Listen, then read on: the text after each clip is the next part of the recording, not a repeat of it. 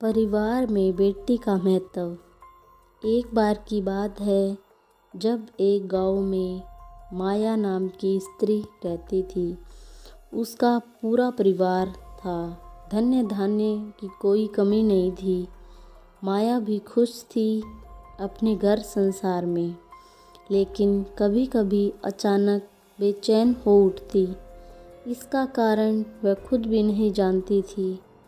पति उससे हमेशा पूछता था कि उसे क्या परेशानी है, पर वह इस बात का कोई उत्तर न दे पाती।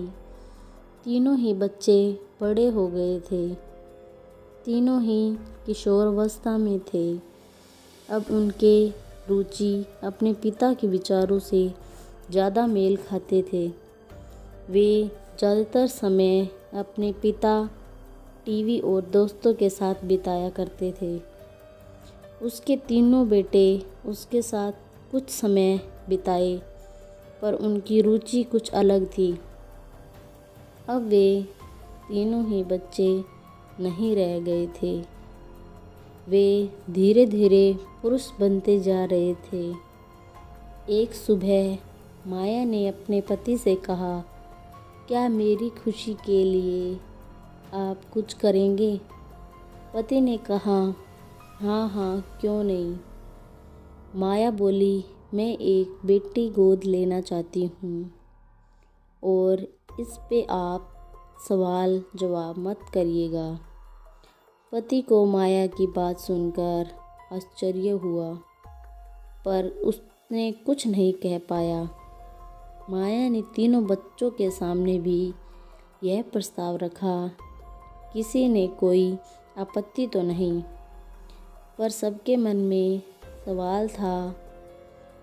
जल्द ही माया ने 1.5 महीने की एक प्यारी सी बच्ची अनाथाश्रम से गोद ले ली। 3 बार माँ बनने का सुख भोग लेने के बाद भी आज उसमें वात्सल्य की कोई कमी नहीं थी। बच्ची के आने की खुशी में माया और उसके पति ने एक समारोह का आयोजन किया।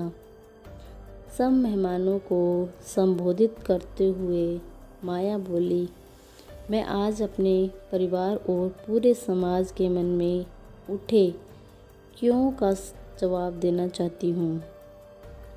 मेरे ख्याल से हर घर में एक बेटी का होना बहुत ही आवश्यक है।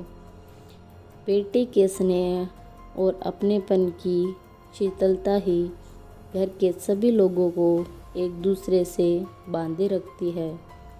3 बेटे होने के बावजूद भी मैं संतुष्ट नहीं थी। मैं स्वयं की परछाई इनमें से किसी में नहीं ढूंढ पाती।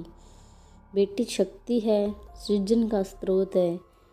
मुझे दुख ही नहीं, पीड़ा भी होती है जब मैं देखती हूँ कि किसी स्त्री ने अपने भ्रूण की हत्या होने के कारण। मैं समझती हूँ कि मेरे पति का वंश जरूर मेरे ये तीनों बेटे ही बढ़ाएंगे, पर मेरे मातृत्व का वंश तो एक बेटी ही बढ़ा सकती है।